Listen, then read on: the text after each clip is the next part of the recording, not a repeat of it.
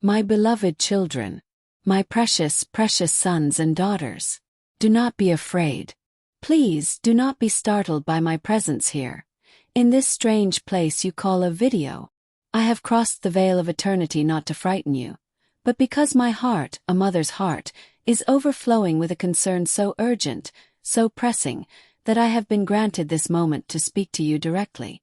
To you, watching this screen, in your living room in Chicago, in your apartment in New York, driving your truck through the vast plains of Texas, or sitting in a coffee shop in Seattle. See you. I know the burdens you carry. And I come to you tonight with a warning, and with a promise. A warning that must be heard before the stroke of midnight in your time, and a promise that can change your life forever. This is not a game. This is not entertainment. This is a mother's plea to her children who have wandered into a storm. The world you have built is beautiful in its technology, astounding in its knowledge. But, my little ones, you have built it on a foundation of sand. You have traded the eternal for the temporary. You worship screens that reflect your own face, while ignoring the face of God reflected in your neighbor. You seek connection in 1,000 digital voices, yet your souls are crying out in a loneliness deeper than any generation before you has known. The noise is deafening, but the silence within is terrifying, isn't it? I know your struggles. Sarah, in Phoenix, working 3 jobs and feeling like you are failing your children. Michael, in Detroit, battling the despair that whispers you are not enough. Emily, the college student in Florida, lost in a sea of opinions, searching for a single, unshakable truth. I see the anxiety that tightens your chest in the night. I see the secret addictions you think no one knows about. I see the relationships crumbling under the weight of pride and unforgiveness. I see the tears you shed on your steering wheel, the prayers you whisper that feel like they go no higher than the roof of your car. I'm here. Have always been here. And I am telling you the hour is late. But before we go further into this urgent message, I need your help to create a visible tapestry of faith. I need you to pause this message right now. Look into your heart. Is there a flicker of hope there? Even a tiny, weary ember? Nurture it. Type the word hope in the comments below. Then tell me what city you are watching from. Let us create a luminous chain from New York to Los Angeles, from Miami to Anchaska, a living map of souls who are choosing to listen, to believe, to hope. Do this now before you listen further. Let your hope be the first step you take back toward the light. Thank you. Each hope is a star breaking through the darkness. Now, my children, listen closely. The warning is this. You are living in a time of great illusion. The enemy of your souls is not a cartoon devil with a pitchfork. He is a deceiver. He has sold you a lie wrapped in plastic and delivered in an instant. The lie that you are your desires. The lie that freedom is the absence of all restraint. The lie that truth is whatever you feel it to be. This lie has poisoned your culture, your families, your very hearts. It is a spiritual poison, and its symptoms are everywhere. The rage in your streets, the confusion in your identities, the merciless scorn you show one another online, the deep pit of meaninglessness that so many of you try to fill with pills, with pornography, with endless scrolling, with noise. God's heart is grieved. My heart, as your mother, is pierced anew. A great storm is gathering on the horizon of the world, a storm of consequence. It is not a punishment from an angry God, but the natural, spiritual consequence of a world turning its back on the source of all love, all order, all life. It will manifest in ways that will shake the foundations of your institutions.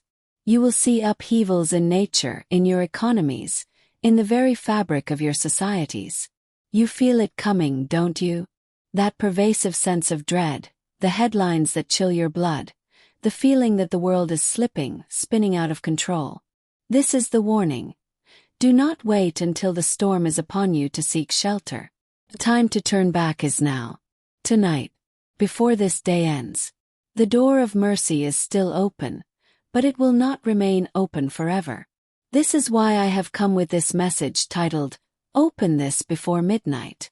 It is a spiritual midnight that approaches. The clock is ticking not on a YouTube video but on the age of complacency. But oh, my children, the warning is only the first part. The second part is the promise. And the promise is infinitely brighter. You are not orphans in this storm. You are not alone. My Son, Jesus Christ, is the shelter. He is the Arkansas. He is the door. He is waiting for you, not with condemnation, but with arms wide open, scarred from love. The miracle you seek, the peace you crave, the purpose you long for, it is found in Him. It is only found in Him. All other paths lead deeper into the labyrinth. He is the way out. Let me tell you a story, a modern story for you in America. There was a man named David in Cincinnati. David had built what the world called a good life. A successful business, a beautiful home, a family. But inside David was empty.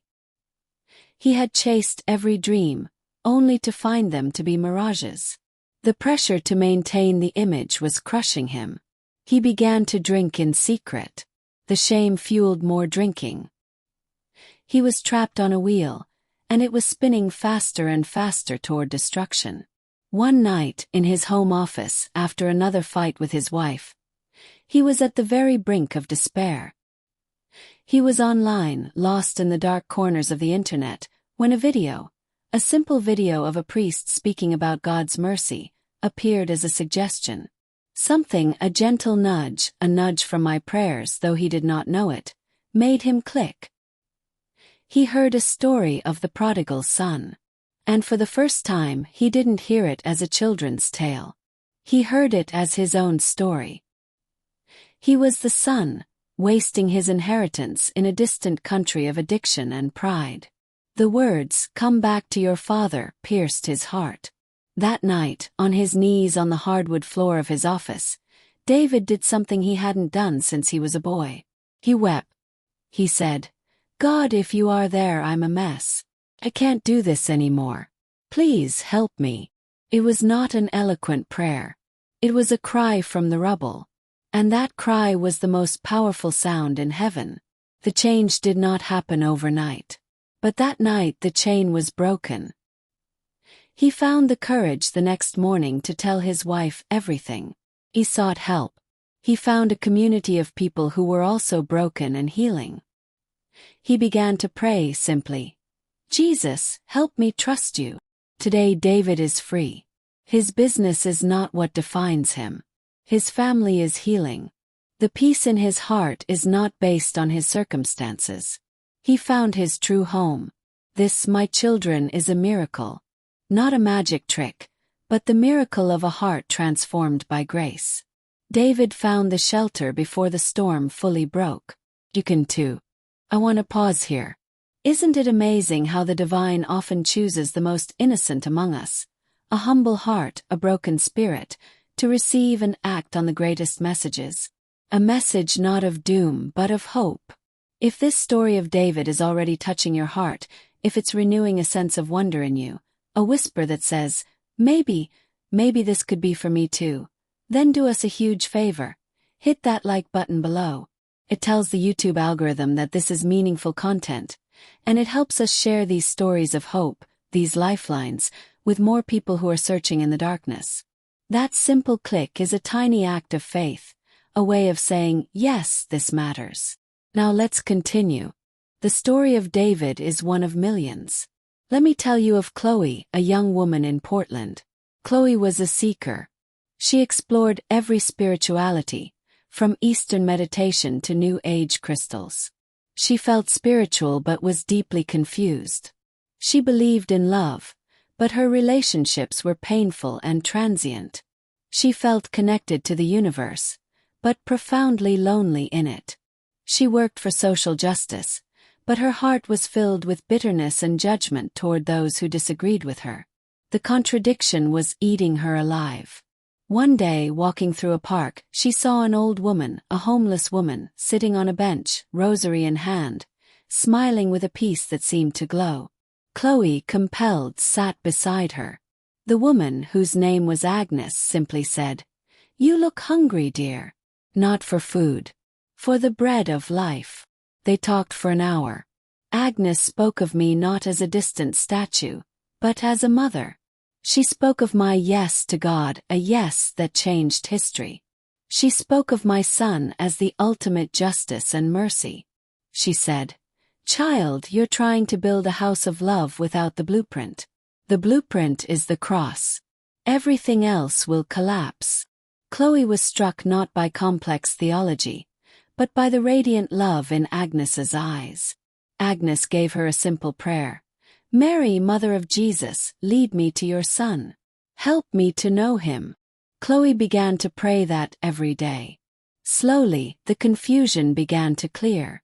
The pieces of her spiritual searching began to fit together in the person of Jesus Christ. She found a beauty in the church she had once scorned. She discovered that true justice flows from mercy, and mercy was personified on the cross. Her anger melted into compassion. She found a community that challenged and loved her. She found her home. Agnes was my instrument, a humble messenger of hope. This is how I work, my children. I am not the destination. I am the monstra tesi matrem, the one who shows herself to be a mother. I always point to my son. I bring your prayers to him, and I wrap his grace in a mother's tenderness to give it to you. I am here for you in your modern world with your modern problems. The anxiety that pills cannot cure. Bring it to me. The loneliness that no app can fix. Place it in my heart. The addiction that feels stronger than your will. Let me take your hand and lead you to the healer. But you must take the first step. You must say yes. Your yes can be as small as a mustard seed. It can be, "God, I don't even know if you're there, but if you are, show me." Or, "Mary, help me." That is enough. That cracks open the door of your soul. Now I will speak practically. What does opening this before midnight mean for you tonight? First, make a decision of the heart. In the quiet of your room before you sleep, turn off all distractions. Speak honestly to God. Tell him the truth of your life, the good, the bad, the ugly. He already knows, but he waits for you to invite him in. Say, "Jesus, I am sorry for my sins. I believe you are the Son of God. I believe you died for me and rose again. Please forgive me. Come into my life. Be my Lord and my Savior. I give my life to you." That is the prayer. That is the turning point. Second, find a living connection. This YouTube channel is a beginning, but it is not the church. You need the sacraments, the true food of the Eucharist, the healing of confession. Search for a Catholic church near you. Walk in this week. Don't worry about not knowing what to do. Just sit in the quiet. Light a candle. Say that prayer. Find a priest and say, "I need help to come back." You will find help. You will find family. Third, put my rosary in your hand. This simple prayer is a weapon against darkness and a ladder to heaven. It is a therapy for the soul. As you pray the Hail Mary, you are pondering the life of Christ with me. You are letting my peace, the peace that sustained me from the Annunciation to the cross, enter your heart. Start with 1 decade, 10 Hail Marys. Let the repetitive words calm the storm in your mind. I will be there with you, praying with you and for you. Fourth, live in love and forgiveness. The proof of your conversion is not in words, but in love. Forgive that person who hurt you. Let go of the grudge. Reach out to the family member you've estranged. Perform a secret act of kindness. In a world of division, be a unity maker. Time is short, my beloved. The spiritual midnight approaches. But behold, the dawn of a new era for those who turn to my Son is also approaching. A great renewal, a great awakening is possible. But it begins with you. In your heart. Tonight. If this message has stirred anything within you, a longing, a hope, a conviction, do not ignore it. That is grace knocking. Please let this be the moment you respond. If this story touched your heart, I have a simple, urgent request. First, subscribe to this channel, Miracles of Virgin Mary, and ring the notification bell. By subscribing, you are not just watching a video. You are becoming part of a community of hope, and you will receive the sustenance and encouragement you will need for the journey ahead. We are here to guide you. Second, I want to hear your story. The chain of hope we started is beautiful. Now go deeper. Write in the comments about a miracle you have already witnessed or experienced. It could be great or small. A healing, a providential encounter, a moment of peace in turmoil, a change of heart. Your testimony will be a beacon for others. Third, share this video. Share it with someone who is lost, who is hurting, who is searching. Share it on your social media. Be a messenger. You might be the Agnes for someone in your life. Do not hide this light. My dear children, bless you now. I extend my motherly mantle over you. I ask my Son to pour out His mercy upon you in torrents. I ask the Holy Spirit to fill you with courage and fire. Do not be afraid. You are loved with an everlasting love. The storm may come, but you will be safe in the ark of the church, in the heart of my Son. Turn to Jesus. Tonight, before your midnight, give Him your life. I am with you. I am always with you. I am your mother. Pray the Rosary. Return to the sacraments. Love one another. Farewell for now. Until we meet in the eternal light of God's presence. Love you.